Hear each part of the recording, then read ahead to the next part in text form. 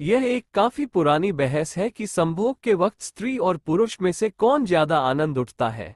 इस बारे में सबके अलग अलग मत हो सकते हैं। हिंदुओं के प्रसिद्ध धर्म ग्रंथ महाभारत और ग्रीक यूनान के धर्म ग्रंथ में इस प्रश्न का जवाब देती दो कथाएं हैं और आश्चर्यजनक रूप से दोनों पौराणिक कथाओं का निष्कर्ष एक ही है। आज इस लेख में हम आपको वो दोनों कथाएं बताएंगे। एक बार युधिष्ठिर अपने पितामह भीष्म के पास गए और बोले, हे तात श्री, क्या आप मेरी एक दुविधा सुलझाएंगे? क्या आप मुझे सच सच बताएंगे कि स्त्री या पुरुष दोनों में से वो कौन है जो संभोग के समय ज्यादा आनंद को प्राप्त करता है? भीष्म बोले, इस संबंध में तुम्हें भंगस्वाना और सकरा की कथा सुनाता हूँ, जिसमें तुम्हारे सवाल का जवाब छुपा है।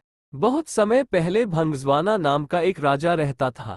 वह न्यायप्रिय और बहुत यशस्वी था, लेकिन उसके कोई पुत्र नहीं था।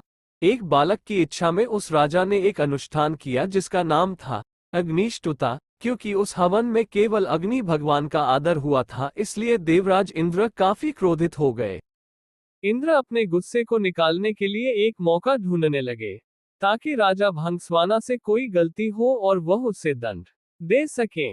पर भंगस्वाना इतना अच्छा राजा था कि इंद्र को कोई मौका नहीं मिल रहा था, जिस कारण से इंद्र का गुस्सा और बढ़ता जा रहा था।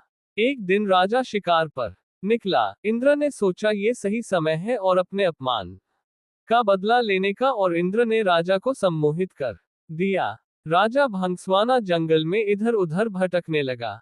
अपनी सम्मोहित हालत में वह सब सुध खो बैठा। ना उसे दिशाएं समझ आ रही थी और ना ही अपने सैनिक नहीं दिख रहे थे। भूख प्यास ने उसे और व्याकुल कर दिया था। अचानक उसे एक छोटी सी नदी दिखाई थी जो किसी जादू सी सुंदर लग रही थी। राजा उस नदी की तरफ बढ़ा और पहले उसने अपने घोड़े को पानी पिलाया, फिर खुद पिया। जैसे ही राजा ने नदी के अंदर प्रवेश की, पानी पिया, उसने देखा कि वह बदल रहा है। धीरे धीरे वह एक स्त्री में बदल गया। शर्म से बोझल वह राजा जोर जोर से विलाप करने लगा। उसे समझ नहीं आ रहा था कि ऐसा उसके साथ क्यों हुआ। राजा भंगस्वाना सोचने लगा, हे प्रभु, इस अनर्थ के बाद मैं कैसे अपने राज्य वापस जाऊं? मेरे अग्निष्टुता अनुष्ठान से मेरे 100 पुत्र हुए हैं, उन्हें मैं अब कैसे मिलूंगा, क्या कहूंगा? मेरी रानी महारानी जो मेरी प्रतीक्षा कर रही हैं, उनसे कैसे मिलूंगा? मेरे पौरुष के साथ साथ मेरा राजपाट सब चला जाएगा, मेरी प्रजा का क्या होगा? इस तरह से विलाप करता राजा अपने राज्य वापस लौटा। स्त्री के रूप में जब राजा वापस पहुंचा तो उसे देखकर सभी लोग अचंभित रह गए। राजा ने सभा बुलाए और अपनी रानियों, पुत्रों और मंत्रियों से कहा कि अब मैं राजपाट संभालने के लायक नहीं रहा हूं। तुम सभी लोग सुख से यहाँ रहो और मैं जंगल में जाकर अपना बाकी का जीवन बिताऊंगा। ऐसा कहकर वह राजा जंगल की तरफ प्रस्थान कर गया। वहां जाकर वह स्त्री रूप में एक तपस्वी के आश्रम में रहने लगी, जिनसे उसने कई पुत्रों को जन्म दिया। अपने उन पुत्रों को वह अपने पुराने राज्य ले गई और अपने पुराने बच्चों से बोली, तुम मेरे पुत्र हो जब मैं एक पुरुष था, ये मेरे पुत्र हैं जब मैं एक स्त्री हूं। मेरे राज्य को मिलकर भाइयों की तरह संभालो। सभी भाई मिलकर रहने लगे। सबको सुख से जीवन व्यतीत करता देख देवराज इंद्र और ज्यादा क्रोधित हो जाए और उनमें बदले की भावना फिर जागने लगी। इंद्र सोचने लगा कि ऐसा लगता है कि राजा को स्त्री में बदलकर मैंने उसके साथ बुरे की जगह अच्छा कर दिया है। ऐसा कहकर इंद्र ने एक ब्राह्मण का रूप धारा और पहुंच गया राजा भंगस्वाना के राज्य में। वहां जाकर उसने सभी राजकुमारों के कान भरने शुरू कर दिए।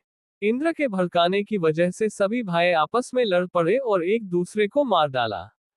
जैसे ही भंगस्वाना को इस बात का पता चला, वह शोकाकुल हो गया। ब्राह्मण के रूप में इंद्र राजा के पास पहुंचा और पूछा कि वह क्यों रो रही है। भंगस्वाना ने रोते रोते पूरी घटना इंद्र को बताई तो इंद्र ने अपना असली रूप दिखाकर राजा को उसकी गलती के बारे में बताया। इंद्र ने कहा, क्योंकि तुमने सिर्फ अग्नि को पूजा और मेरा अनादर किया, इसलिए मैंने तुम्हारे साथ यह खेल रचा। ये सुनते ही भंगस्वाना इंद्र के पैरों में गिर गया और अपने अनजाने में किया अपराध के लिए क्षमा मांगी। राजा की ऐसी दयनीय दशा देखकर इंद्र को दया आ गई। इंद्र ने राजा को माफ करते हुए अपने पुत्रों को जीवित करवाने का वरदान दिया। इंद्र बोले, हे स्त्री रूपी राजन, अपने बच्चों में से किन्हीं एक को जीवित कर लो। भंगस्वाना ने इंद्र से कहा, अगर ऐसी ही बात है तो मेरे उन पुत्रों को जीवित कर दो जिन्हें मैंने स्त्री की तरह पैदा किया है। हैरान होते हुए इंद्र ने इसका कारण पूछा तो राजा ने जवाब दिया, हे इंद्र, एक स्त्री का प्रेम एक पुरुष के प्रेम से बहुत अधिक होता है, इसीलिए मैं अपनी कोख से जन्मे बालकों का जीवन दान मांगती हूँ। भीष्म ने इस कथा को आगे बढ़ाते हुए युधिष्ठिर को कहा कि इंद्र ये सब सुनकर प्रसन्न हो गए और उन्होंने राजा के सभी पुत्रों को जीवित कर दिया। उसके बाद इंद्र ने राजा को दोबारा पुरुष रूप देने की बात की। इंद्र बोले, तुमसे खुश होकर हे भंगस्वाना, मैं तुम्हें वापस पुरुष बनाना चाहता हूँ, पर राजा ने साफ मना कर दिया।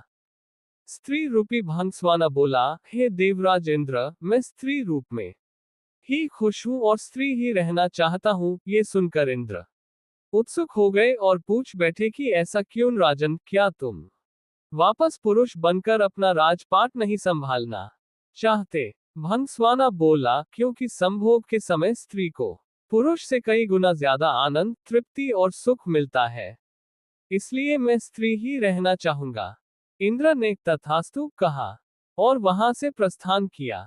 भीष्म बोले, हे युधिष्ठिर, यह बात स्पष्ट है कि स्त्री को संबंधों के समय पुरुष से ज्यादा सुख मिलता है। ऐसी ही एक कहानी का वर्णन ग्रीक धर्म ग्रंथों में है। तिरेसियास नाम का एक राजा अपने युवा दिनों में एक बार जंगल में शिकार करने गया।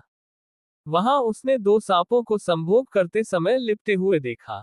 तिरेसियास को ना जाने क्या सूझा, उसने अपने सिपाहियों की मदद से उन विशाल सांपों को अलग करवा दिया। ऐसा करवाते ही उसे श्राप मिला कि उसका पुरुष चला जाएगा और वह एक महिला में तब्दील हो गया। उन सांपों का क्या हुआ इस बारे में कुछ पता नहीं है।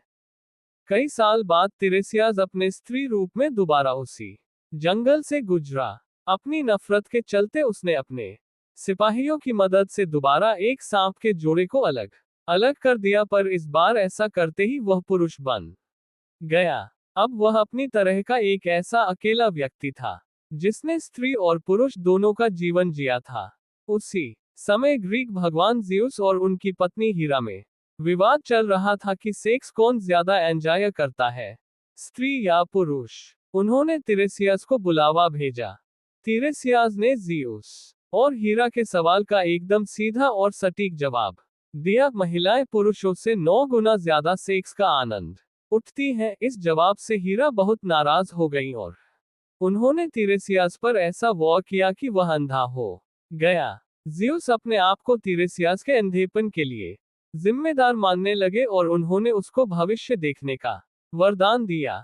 लगभग दुनिया की हर संस्कृति में ऐसे देवी देवता हैं जो स्त्री पुरुष का संबंध खूबसूरती से दर्शाते हैं।